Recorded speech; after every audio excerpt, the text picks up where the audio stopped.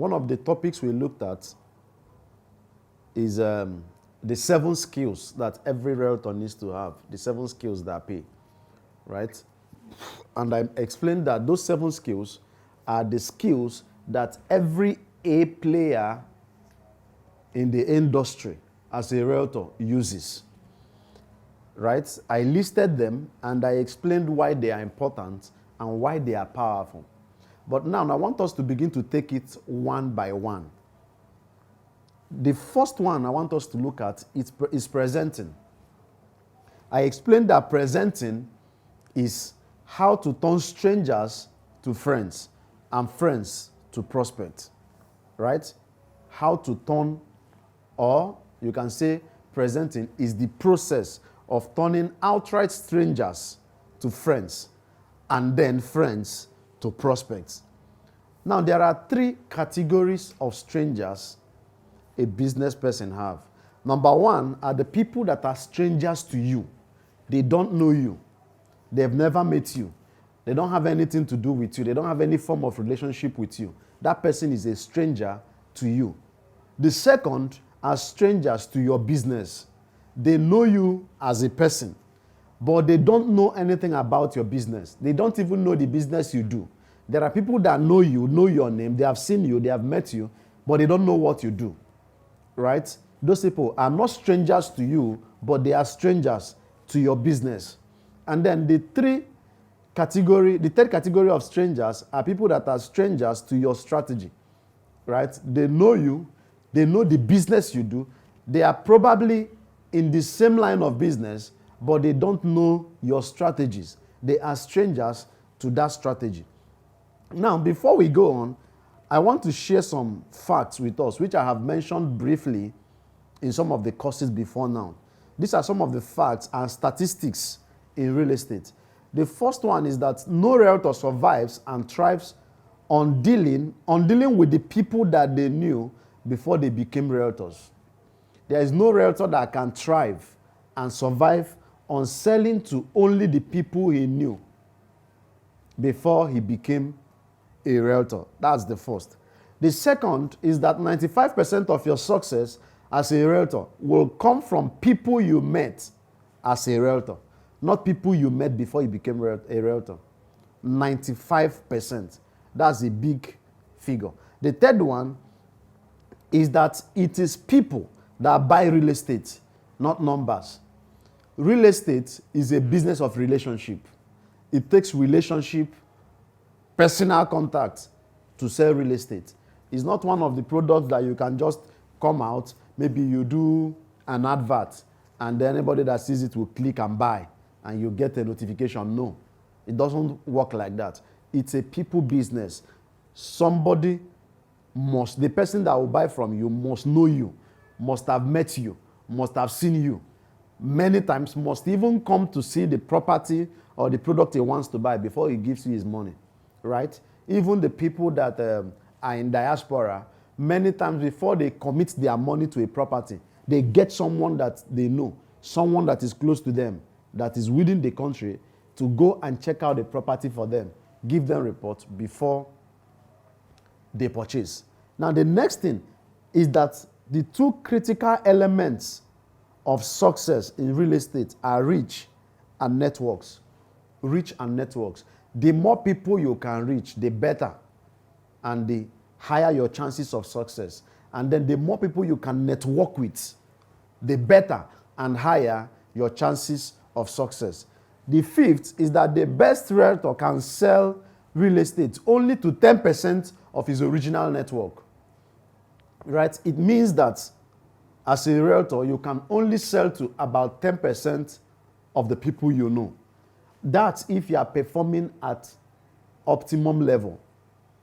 If you are a very good salesman, you understand how to make sales, you understand how to close deals, you can sell only to about 10% of the people you know. And then the last one is that one of the most important skills a realtor needs is prospecting skills, right? And that is the reason why I am sharing this with us. So there are 5 steps to unlimited prospects. 5 steps to begin to have unlimited prospects. Number one, the first step you take is that you need to figure out who your ideal prospects are. You need to figure out who your ideal prospects are. Who are you marketing to? Who is the product you are selling best made for? Who are you selling to? Who are the people that need the product you are selling? Yes, we are selling real estate, but in real estate, we have different products, right? That particular product you sell, if even the people that sell only land, there are products in land. There are some category of lands that when you are selling it, you can at best say that what you are selling is investment, because you know that anybody that is purchasing this property now is not purchasing it to live in it, because that place is not developed like what we are experiencing on the Ekpe axis and all of that. Nobody is buying property in Ekpe to build and live in it today. Nobody. So that means anybody that is selling properties in Ekpe is not selling real estate, is selling investments. And the people you are targeting are people that are looking for where to invest their money, so that when development hit the environment, the cost of the property will appreciate. They will be able to sell it back for profits. All right? So you need to know what you are selling and the people you are targeting. And like they taught us in marketing class, that we have three categories of prospects. They told us we have the cold prospects, we have the warm prospects, and we have the hot prospects. You need to know, who am I targeting? Who am I selling to? If it's investment model of real estate I am selling, who are the people that are my cold prospects? Where are they? Where do I find them? Who are the ones that are my warm prospects? Where are they? Where do I find them? And who are the people that are my hot prospects? Where are they and where do I find them? Now, if you sort this, you move to the second step, which is to make your active list. To make your active list. I do this a lot, and currently, as at the time of shooting this training video, my company is running a flash sales. And just on day one of the flash sales, I closed a deal of about 28 million naira. And how I did it was that I have this principle that the moment a promo, a campaign, or whatever, maybe a discount, is about to start, I go back home and I recreate my A list, my active list. I go through my network.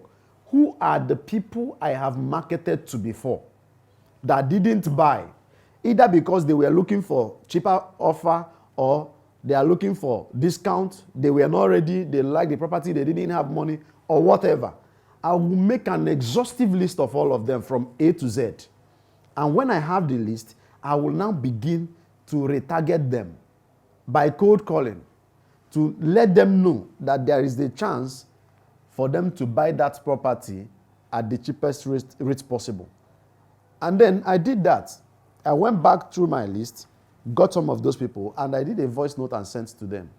And I did it casually because I wasn't really pushing the promo, right? But to my amazement, I was able to sell up to 28 million naira, with that, because those people are my active list. They are people that are already qualified. They are already in my list.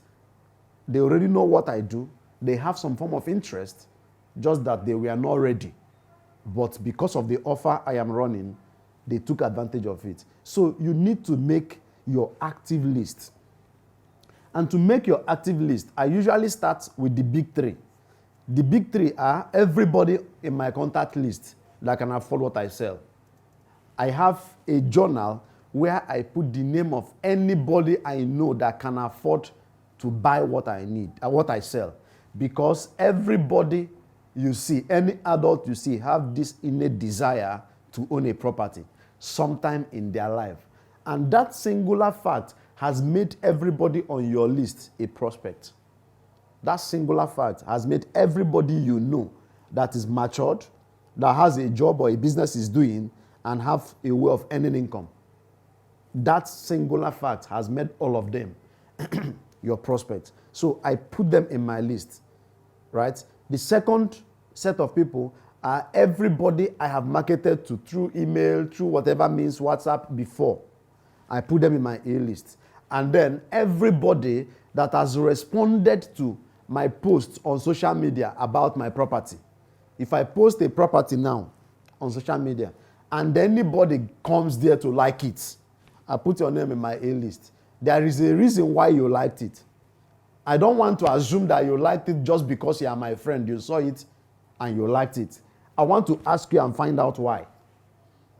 All right? So I make my active list and I keep growing the list.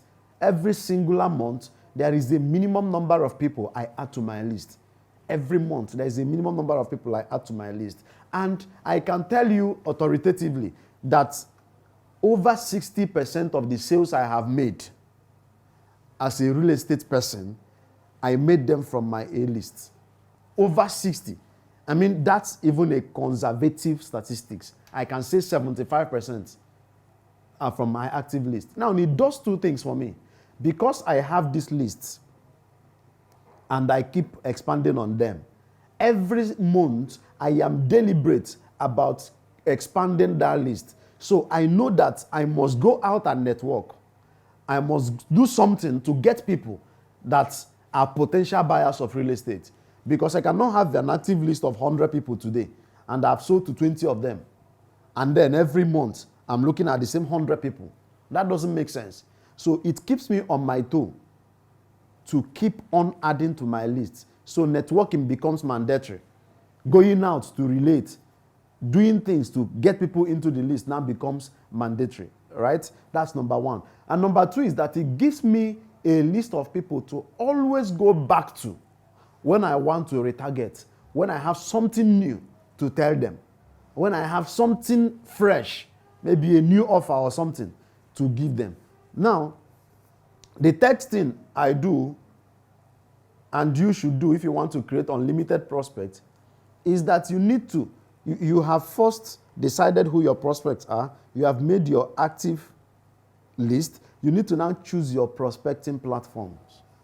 Choose your prospecting platforms. Where and where am I going to be prospecting? Where and where am I going to be looking out for these people?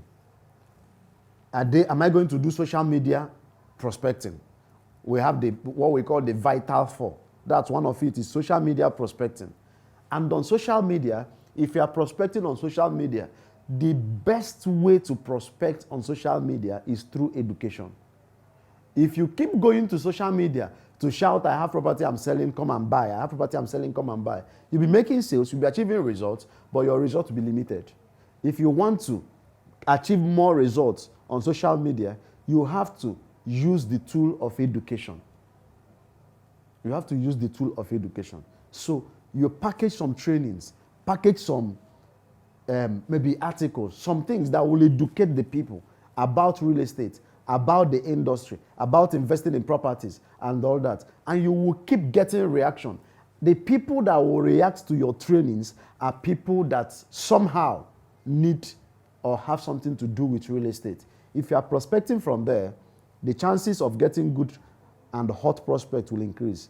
The second one is direct prospecting. Direct prospecting. When you are doing direct prospecting, you can do that in malls, in clubs, in groups, and all of that. These are places you see people that are already qualified. They can afford what you are selling, and then somehow they have need for that thing. You see them in those kind of places.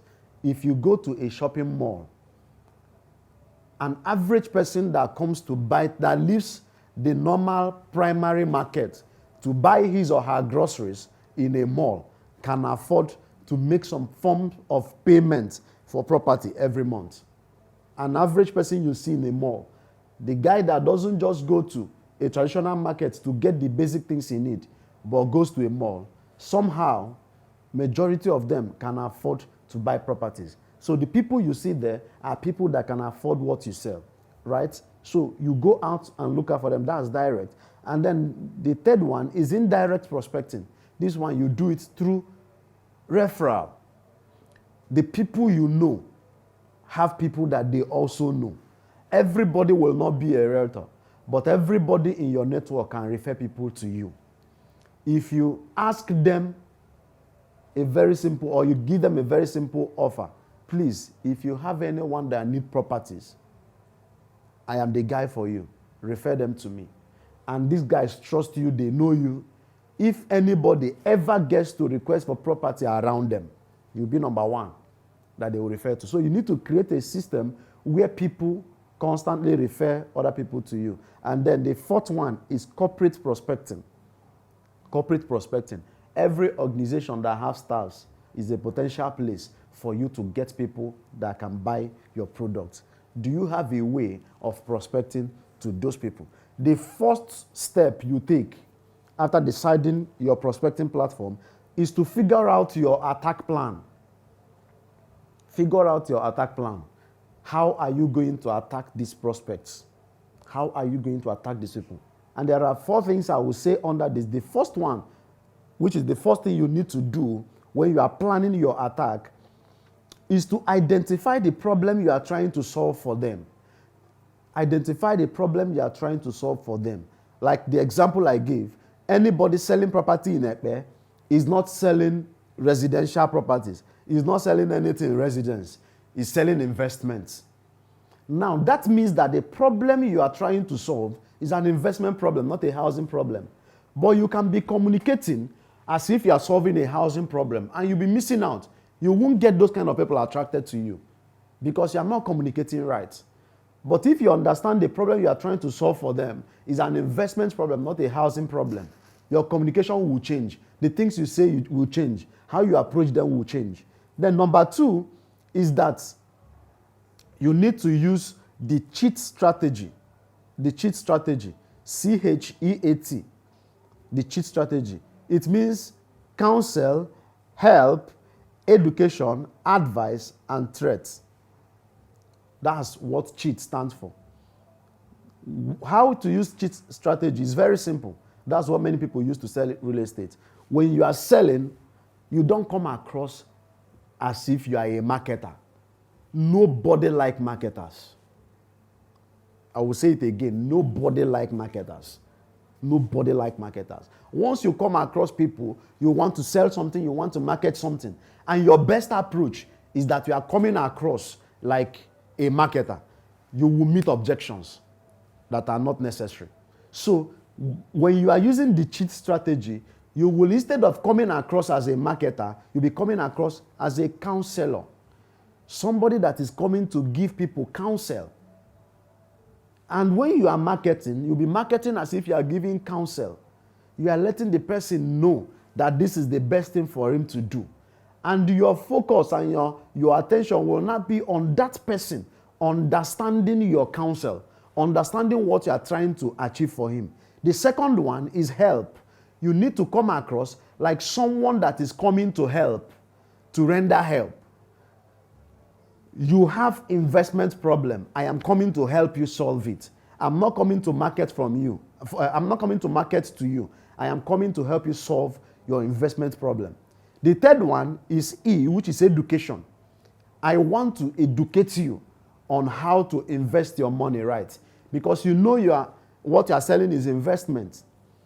And your strategy is not counsel, is not help, now is education, for instance. So you'll be packaging educational nuggets, trainings, articles, and all of that will be reaching out to those people as if you are trying to educate them on how best to invest their money in real estate and get a higher return, right? The fourth one is A, which is advice. You come across like someone that is giving advice. This is what I think is the best thing for anybody that have money now to do. People will listen to you. And then the fifth one is threats.